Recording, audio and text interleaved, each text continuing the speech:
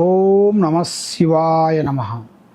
పరబ్రహ్మ పరమాత్మ మహాజగత్తుతే స్థితి పలయా బ్రహ్మ హరియరాయ త్రిగుణాత్మే సర్వగవతిగామి దర్శ దత్తాత్రేయ నమసంతిని సిద్ధి కురు కురు కురు కురు కురు కురు కురు స్వహ.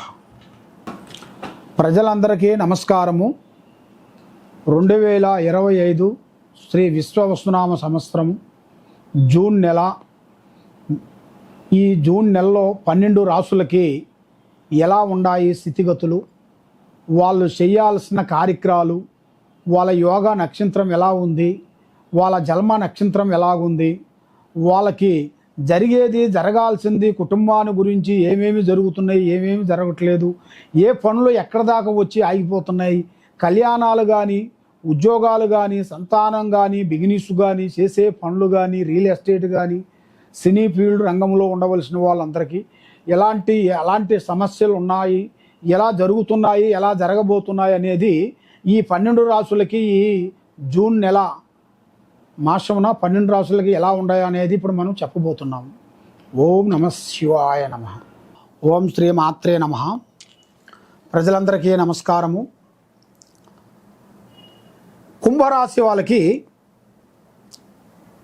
జూన్ నెల కుంభరాశి వాళ్ళకి స్థితిగతులు ఎలా ఉన్నాయి, అదృష్ట యోగం ఎలా ఉంది, యోగ నక్షత్ర గడియలు ఎలా ఉన్నాయి, మరి వీళ్ళకి జీవితము, స్థానము, పూజ, పునస్కారం, యోగం, స్థాన బలం అనగా ఇల్లు కట్టుకోవటం కానీ, కొనటం కానీ, మరి ఇలా పేరు బలంలో విజయంగా ఉంది. మరి ఇలా జాతకంలో చూసుకుంటే భూమిలో బంగారం దొరికే అదృష్ట ప్రాప్తి కనబడుతుంది. మరి వీళ్ళకి అనుకోకుండా భూమిలో కానీ, ఇంట్లో కానీ, ఆఫీసులో కానీ, ఏ రూపంలో అయినా ఒక రూపంలో అదృష్టం, బంగారం దొరికే అదృష్ట ప్రాప్తి అనేది ఇలా జాతకంలో కనబడుతుంది. మరి ఇలా ఆలోచనలు చాలా గొప్పగా ఉంటాయి. ఏ టైంలో, ఏ నిమిషానికి, ఏ సెకండ్కి ఏమేమి చేయాలో అవన్నీ చేసుకుంటూ పోతుంటారు. ఇలా దురదృష్టం వలన ఇలా కొన్ని పనులు లేట్ కాకోకుండా అయిపోతుంటాయి. కాబట్టి వీళ్ళకి ఆలోచన అప్పుడప్పటికే ఆ ఆలోచనను కనిపెట్టేస్తారు. ఎదుటివాడు మాట్లాడుతున్నారు అనుకోండి, దానికి ఏం మాట చెప్పాలి, ఏ మాట చెప్తే అయిపోతాడు అనేట్టుగా ముందు జాగ్రత్త వాళ్ళ దగ్గర ఉంటుంది. ఈ కుంభరాశి వాళ్ళకి అన్ని విధానాలుగా విజయము, స్థానము, పూజ, యోగం కనబడుతుంది. ఆరోగ్య సమస్యలు చూసుకుంటే చాలా వరకు ఇబ్బందులు కొన్ని ఎదురయ్యే మార్గాలు కొన్ని కనబడుతున్నాయి. ఆరోగ్య సమస్య కొంత తల్లిదండ్రులకి కొంచెం ఆరోగ్య సమస్య, వీళ్ళకి ఆరోగ్య సమస్య కనబడుతుంది. మరి విద్యార్థులకి, రైతులకి మంచి శుభము, విజయము. మరి గృహిణులకు అనగా మానసిక ప్రశాంతత అనేది ఉండదు. ఎందువల్ల అంటే ఇంట్లో ఉండవలసిన స్త్రీలు అంటారు కదండి, ఆ ఇంట్లో ఉండాల్సిన స్త్రీలకి మనశ్శాంతత, ప్రశాంతత లేకోకుండా ఏదో ఒకటి డిస్టర్బెంట్ కావటం, డబ్బులు నిలబడుకోకుండా వ్యాపారంలోనూ, ఉద్యోగంలోనూ, బిజినెస్లోనూ, వాళ్ళ బిడ్డల గురించో, వాళ్ళ గురించో, ప్రేమ గురించో వాళ్ళకి అనేకమైన ఇబ్బందులతో మనశ్శాంతత అనేది కొంచెం కోల్పోతుంటారు. అలాంటి వాళ్ళకి కొంత జాగ్రత్తలు అనేది కొన్ని పడాలి. కొన్ని జాగ్రత్తలు పడుకోకుండా ఏం పర్వాలేదు అన్నిటిగా ఉన్నట్టుగైతే చాలా వరకు ఇబ్బందులు ఎదురే మార్గాలు కొన్ని కనబడుతున్నాయి. మరి వీళ్ళకి వాళ్ళు చేసే ఉద్యోగంలో కూడా పై అధికారులతో కొన్ని కార్యక్రమాలు, కొన్ని పనులు, కొన్ని అభివృద్ధిగా రావాల్సి ఉంది. మరి ఎక్కువగా వీళ్ళకి అన్నదమ్ముల నుంచి చాలా ఇబ్బందులు ఎదురే మార్గాలు ఉంటాయి.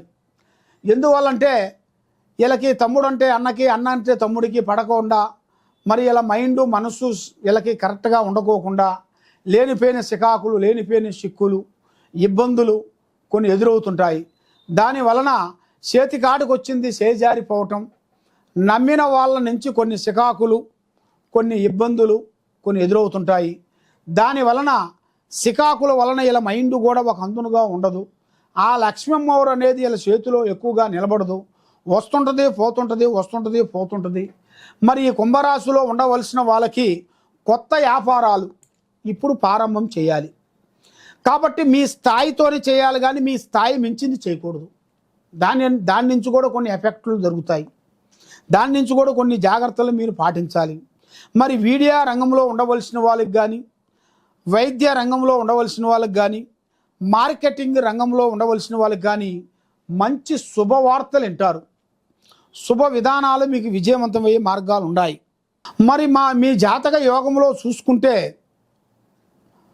ఏ కార్యక్రమం అనుకుంటారో అది మీకు రివర్స్ అవుతుంటుంది. రేపు అయిపోయే పని ఇవాళ కావాల్సిన పని 2-3 రోజులు లేట్ అవుతుంటుంది. మరి మీకు దూర ప్రయాణాలు రాబోతున్నాయి. దూర ప్రయాణాల నుంచి కొన్ని కార్యక్రమాలు చేయబోతున్నారు. దూర ప్రయాణం నుంచి కొన్ని కార్యక్రమాల నుంచి అభివృద్ధిగా పొందాల్సి ఉంది. కాబట్టి ఒక స్త్రీ నుంచి మీ జాతక యోగం తిరగబోతుంది.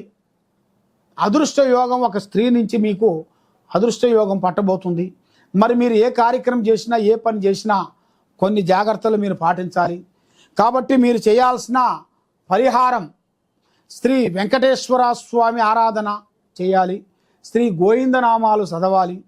మరి మీరు శనివారం రోజున తులసి మాలని ఎత్తబై స్వామి మెడలో వేయాలి. మీరు ఆ వెంకటేశ్వర స్వామి పూజా బలం చేసినట్టుకైతే మీకు అష్టకష్ట దరిద్ర దోష నివారణ అనేది పోతాయి. మైండ్ బాగుంటుంది. మీకు ఏ సమస్యలు ఉన్నా కూడా ఈ కింద ఉండాల్సిన నెంబర్కి ఒకసారి ఫోన్ చేయండి. మీ సమస్యను బట్టి మీరు ఏం చేయాలో అనేది మేము చూసి చెప్పగలుగుతాం. సర్వే జనా సుఖినో భవంతు. ఓం నమః శివాయ నమః.